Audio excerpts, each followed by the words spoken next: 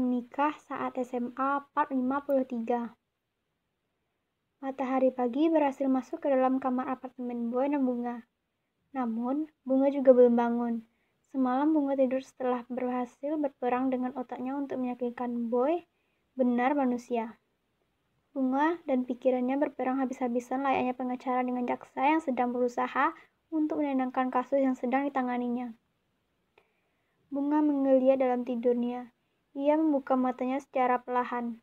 Bunga bangkit dari duduknya seraya mengucek-ngucek matanya. Lama benar bangunnya, lirih Boy duduk di tepi sofa.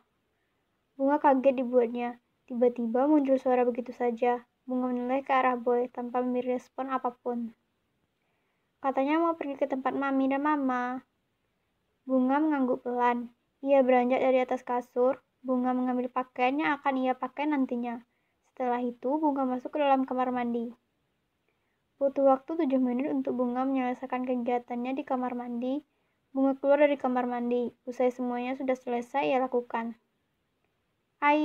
Bunga menggantungkan kalimatnya, pasalnya orang yang ia ajak bicara tidak ada di tempatnya. Boy tidak berada di kamar. Bunga mengambil tas sampingnya dan meletakkan ponsel ke dalam tas. Lalu ia keluar dari kamar. Bunga pergi ke dapur. Ia mendengar ada suara dari arah dapur. Bunga yakin jika Boy ada di sana. Bunga berjalan menuju dapur dengan menghilangkan rasa negatif thinkingnya akan Boy semalam. Yaps, benar sekali. Boy yang tengah kerasa kerusuk di dapur. Ia sedang menghidangkan makanan yang ia buat. Bunga salut dibuatnya. Ini kali pertama Boy memasak untuk Bunga. Biasanya kalau Bunga tidak masak, Boy akan membeli makanan dari luar. Tidak pernah ia masak sendiri, meskipun ada bahan untuk dimasak. Bunga membantu Boy untuk memindahkan makanan itu ke atas meja makan. Kemudian Bunga dan Boy duduk berhadapan di meja makan dan mulai menyantap makanan. Bunga membaca basmalah sebelum ia menyiapkan makanan yang Boy buat ke dalam mulutnya. Bunga memejamkan matanya saat makanan itu berhasil masuk ke dalam mulutnya. Asin banget. Kenapa? Tanya Boy yang belum memakan makanannya. Bunga menggeleng. Enggak ada. Bunga melanjutkan kembali makanannya, walaupun rasa asin ia tahan. Boy mulai menyuapkan makanannya. Baru satu kunyahan, Boy menyemburkan kembali makanan yang telah masuk ke dalam mulutnya.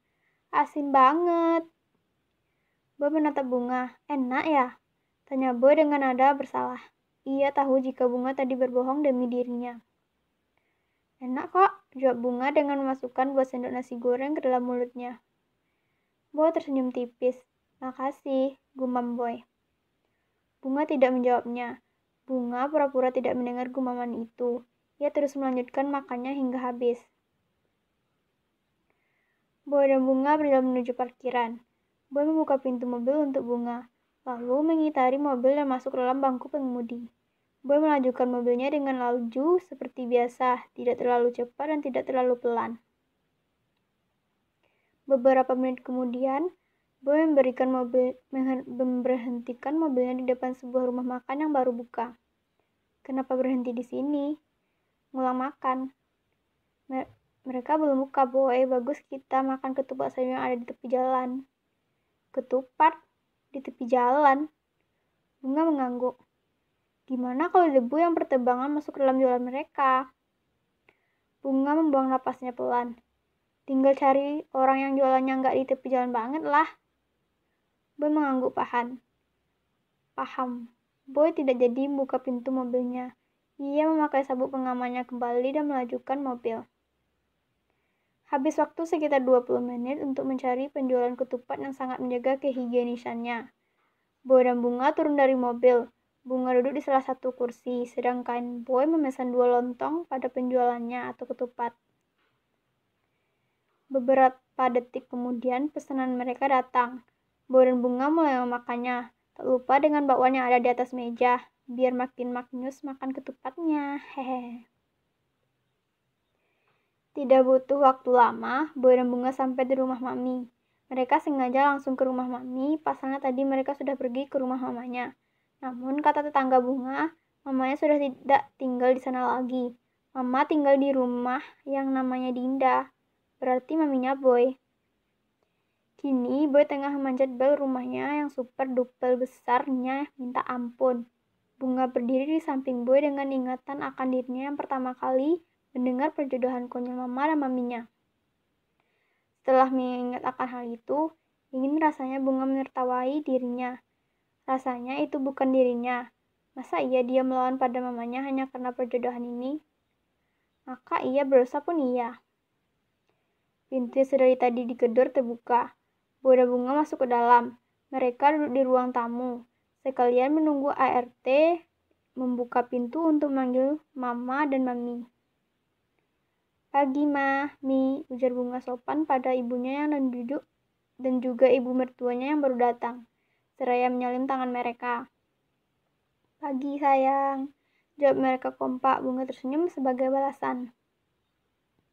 Kamu gak ada niatan untuk nyalin mereka? Tanya Bunga berbisik pada Boy. Hah? Salim, bisik Bunga dengan penekanan. Boy menurutinya. Ia menyalin tangan ibunya dan ibu mertuanya tanpa mengeluarkan kata apapun. Kalian gak sekolah? Tanya Dinda maminya Boy saat mereka telah duduk di kursi. Libur, Mi. Gak meliburkan diri kan? Tuduh mamanya Bunga. Bunga memajukan bibirnya. Ternyata mamanya masih seorang ibu yang sama. Tidak memperbolehkan Bunga izin sekolah dengan alasan apapun, kecuali sakitnya parah benar. Hal itu sengaja mamanya berikan agar Bunga jadi anak yang kuat, tidak manja ke depannya. Enggak kok, Ma. Boy yang menjawabnya. Emangnya hari apa sekarang? Tanya Mami Dinda. Hari Anak Nasional, Mi. Maminya berohria. Tumben libur hari itu. Biasanya tetap sekolah, sanggah sang mama. Boy dan Bunga mengangkat bahunya secara serentak. Padahal tidak janjian. Tidak ada aba-aba juga. Mami dan Mama tertawa melihat anak-anaknya yang mulai kompak. Baru 3 bulan lebih mereka dinyatakan sah, udah kompak aja. Hihuy. Boy dan Bunga saling tatap-tatapan. Mereka bingung kenapa orang tua mereka tertawa. Setahu mereka tidak ada yang lucu di sini. Tidak ada yang melawak, tapi kenapa mereka tertawa? Bunga merasa mulai canggung. Beranjak dari duduknya. Ia berjalan menuju dapur. Mami dan mamanya masih tertawa. Sedangkan Boy menyusul Bunga, karena ia juga tidak tahu harus ngapain di depan orang yang tengah menertawai renyah. Boy menyamai jalannya dengan jalan Bunga. Mau kemana? Bunga tidak mengubrisnya. Tanpa Boy bertanya pun dia sudah tahu bahwa Bunga mau ke dapur. Jarak mereka berjalan dengan dapur tidak begitu jauh. Bi, Bunga bantuin ya, ujar Bunga sopan pada Bi Inah.